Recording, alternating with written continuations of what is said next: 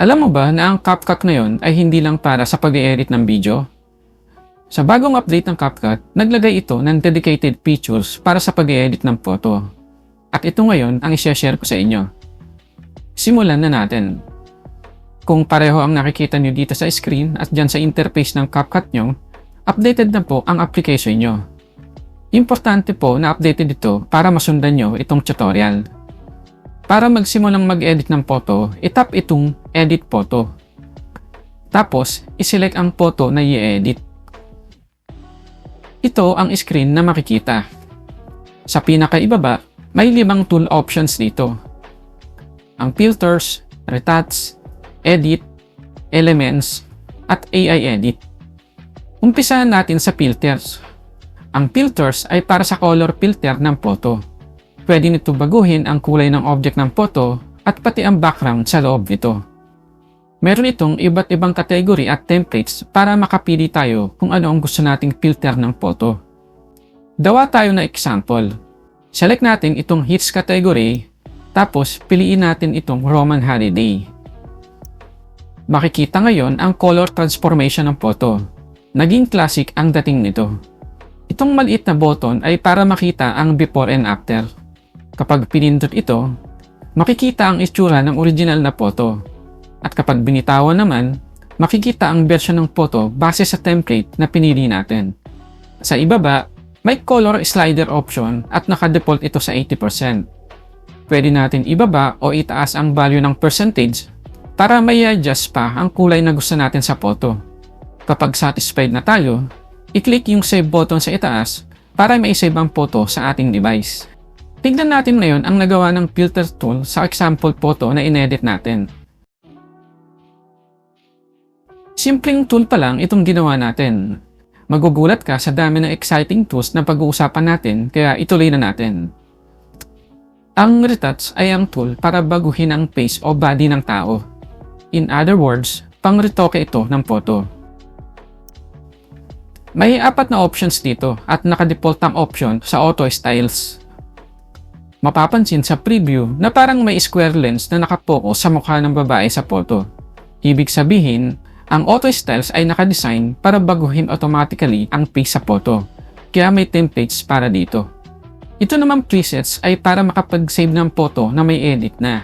Ang purpose nito ay backup file ng photo, para kung sakaling kailanganin natin ulit, may babalikan tayo. Wala pa tayong nakikita dito dahil wala pa tayong na-edit na photo. Kung ayaw natin gamitin ng auto styles dahil gusto natin mag-edit ng lahat ng detalye sa mukha ng nasa photo, piliin natin itong face option. Makikita dito ang iba't ibang tools para baguhin ang alinman sa parte sa mukha ng photo. Click natin itong parts of face. Lahat nandito.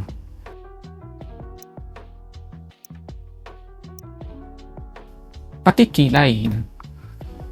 Mag-out na tayo dito. Naglagay din ang application ng AI assisted tool dito. Pero hindi tulad ng auto styles dahil walang templates dito. Subukan na natin mag-edit ng face sa photo. I-try natin itong auto. Para makita ang changes na nangyari, i-click itong maliit na button dito. Kapag pinindot ito, makikita ang itsura ng original photo. At kapag binitawan, makikita naman ang effect ng auto na in-apply natin sa photo. Kung gusto natin magkaroon ng backup file nitong photo, itap itong Save as Preset. Tignan natin ngayon sa preset menu kung na-save ito. Ayun, na-save siya. Hindi natin gagawin ang lahat ng tool na nandito dahil sobrang hahaba na po ang video. Ang importante, alam na natin na nandito ang lahat na kailangan natin sa pag-edit ng face sa photo. Gawin naman natin mag-edit ng katawan sa photo. Mag-import muna ako ng panibagong clip.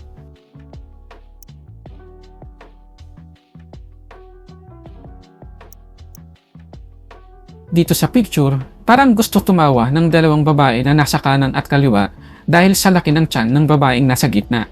I-edit natin ito. Ang gagamitin natin ay ang auto dahil sa manual, limited lang ang tool na magagamit natin dito. At dahil sa area ng abdomen ng ating i-edit, karamihan sa tool na gagamitin natin ay related lang dito. Una natin gamitin itong curve. Ligay natin sa 100%. Tapos, isunod natin itong waist. Isagad din natin sa 100%. Then sa hips. Paliitin natin ang hips kaya ibaba natin sa -50. Paliitin din natin ng konti yung hita at legs para proportion sa pagliit ng katawan ng babae.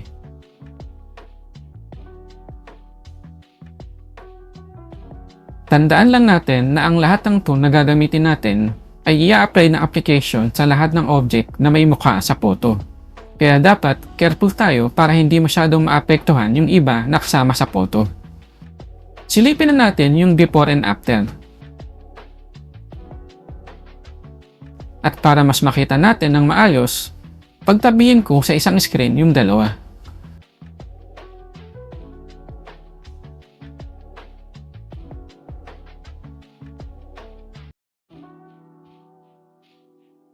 Ang edit tool ang ginagamit para sa overall modification ng photo.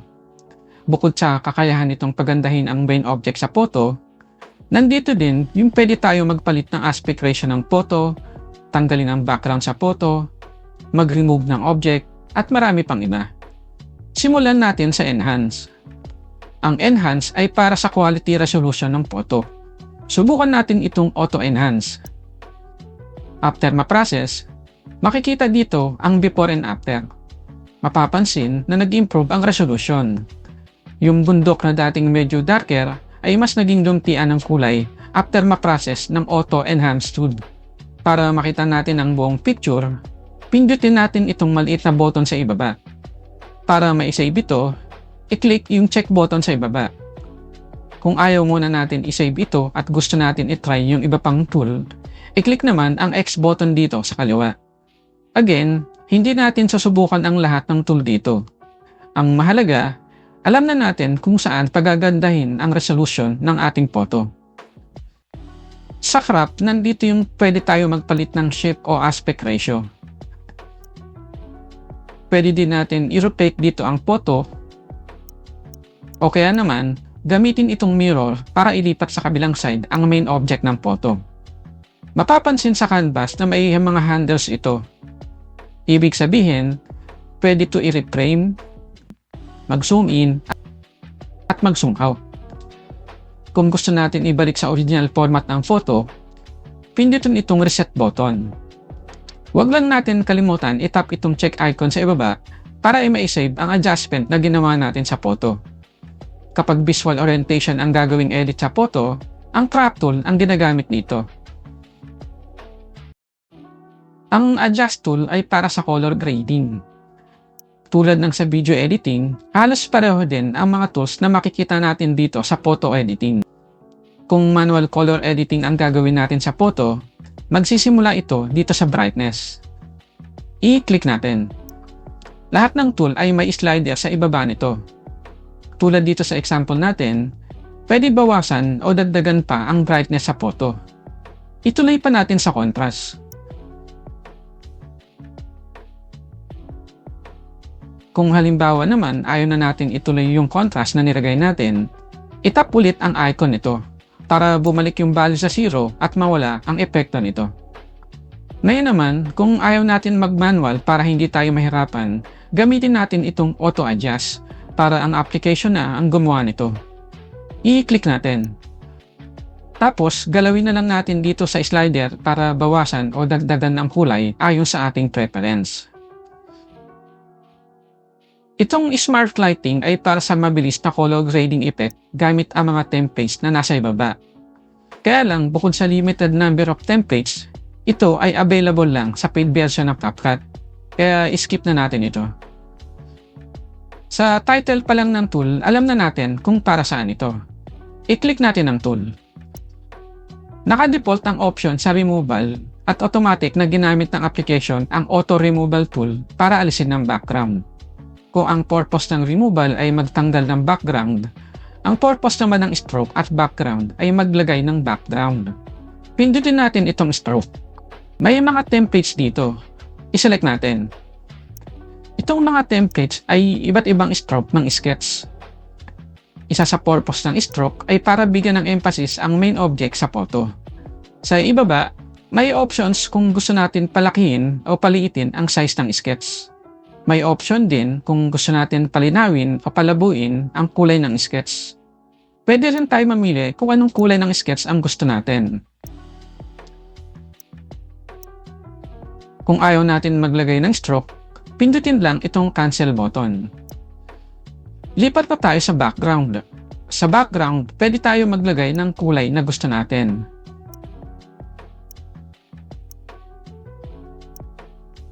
O kaya naman, gamitin ang mga templates sa ibaba.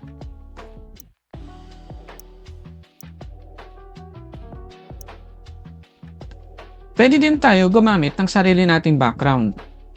Pindutin ang pangalawang button, tapos piliin sa ating device kung ano ang ilalagay natin. Huwag lang natin kalimutan na lagi natin itap itong check button sa ibaba kapag natapos tayo mag-edit ng photo para ma-save ang adjustment na ating ginawa. Balikan natin ang removal. Kanina, automatic na tinanggal ng application ang background gamit itong auto removal tool. Ngayon naman, gawin natin ang manual removal ng background gamit itong mga tools. Ginawa ng CapCut na mayroong manual removal dahil hindi lahat ng pagkakataon ay malalaman ng application kung ano ang main object o background sa photo. Ang quick brush at brush ay ginagamit para mag-highlight ng object sa photo. Parang sinasabi natin sa application na yung kinulayan ko ng brush ang may iwan sa photo. Yung the rest, tanggalin mo na. Pansinin natin ang bahagyang pagkakaiba sa itsura ng dalawang brush. Itong quick brush ay may maliit na star sa tabi nito. Ibig sabihin, AI-assisted ito. Kaya niya ma-detect kung ano ang kinulayan natin sa brush sa photo, kaya tutulungan niya tayo para gawin ito. Gawin natin. Select quick brush. Tapos, i-brush natin kahit sa gitna lang ng photo. Dahil na-detect niya na yung image ng babae ang nilagyan natin ng brush, kaya siya na mismo ang nagkulay sa buong image nito. Tignan natin ngayon ang preview. Ang bilis, diba? Wala na kaagad ang background. Ngayon, gawin natin yung brush. I-reset ko muna. Dahil manual brush ito, kailangan natin i-brush ang buong image sa photo. Select brush. Palakihin ko muna ang size ng brush para malaki ang ma-occupy nito.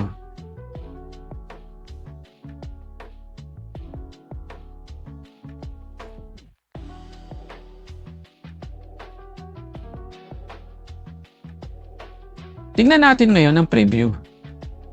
Makikita natin na hindi sakto ang nagawa ko dahil may mga naiwan pang white background sa paligid nito. Sinadya ko ito dahil hindi madali mag-brush ng eksakto sa image ng photo. Pinalaki ko din yung pag-brush ko para madali burahin ito. Dito natin magagamit yung dalawang erase tool. Labas muna tayo dito sa preview. Unahin natin itong quick erase. This time, paliitin natin ang size ng brush para maiwasan mahagip ang parte ng katawan sa photo. Tapos, pindutin lang natin yung area kung saan may natirang background.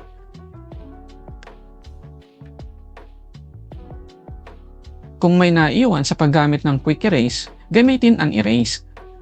Idiin ang dulo ng daliri malapit sa area na may aalisin, tapos dahan-dahan na ilapit ito hanggang dumikit sa naiwang part na aalisin.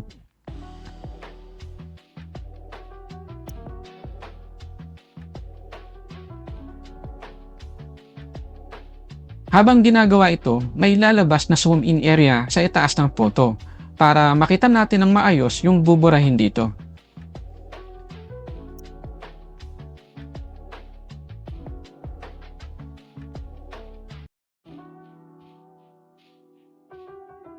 Kung umabot kayo dito sa part ng video, request ko po na pakilike sana ang video para bigyan ng signal ang YouTube na worthwhile panoorin ito.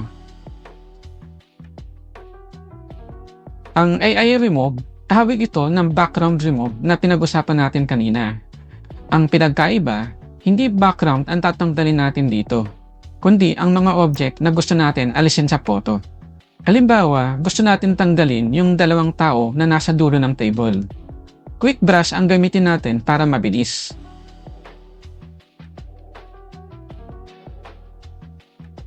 Tapos, itap itong remove.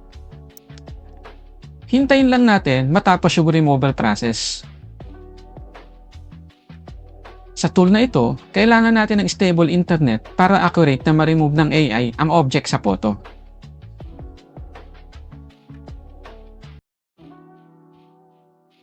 Sa AI Expand, gagamit ang application ng AI para i-expand ang image na nasa photo.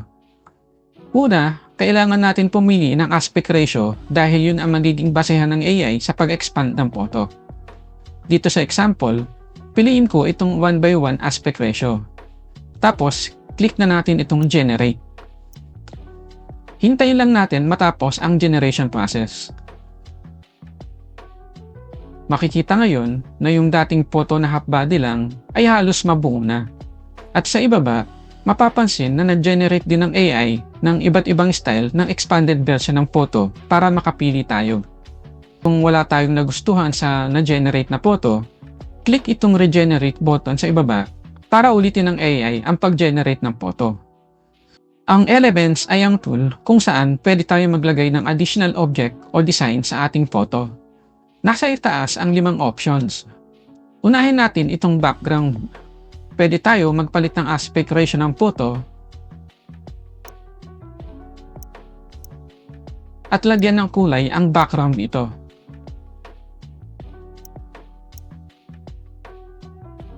Kung gusto natin, maglagay din tayo ng stickers. Pwede rin tayo maglagay ng text para may label ang photo.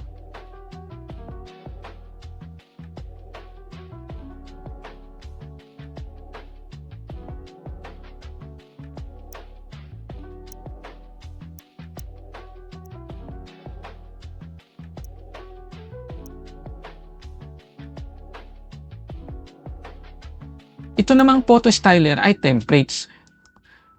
Kung ano ang design nito, yun ang i-apply niya sa photo. Karamihan dito ay para sa paid version, kaya mas maganda na tayo na lang ang mag-design sa ating photo.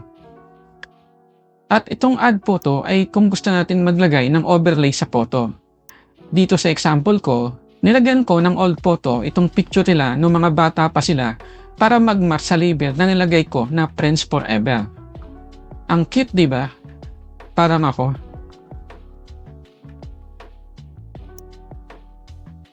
Dito sa AI Edit, gagamit ang application ng AI models like Seedream para mag-generate ng images.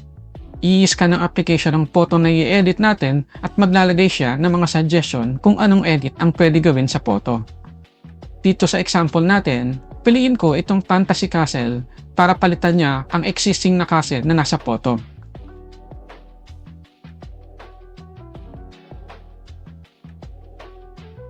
Kung wala sa mga suggestion ang gusto natin, i-describe natin ito dito sa text prompt. Halimbawa, maglagay ako ng text prompt na replace castle with house made of woods.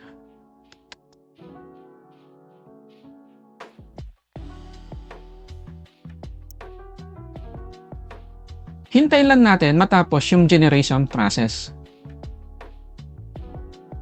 Sobrang galing, di ba? At dito po natatapos ang ating tutorial sa bagong photo editing ng CapCut Video Editor. Kung may napulot kayong kaalaman kahit papaano, pakilike po sana ang video para may chance na mapanood din ito ng iba pang naghahanap ng ganitong tutorial. Pwede din po kayo mag-subscribe para updated kayo kapag may bagong tutorial akong ilalagay dito sa channel. Thank you for watching at magkita po tayo ulit sa susunod na video.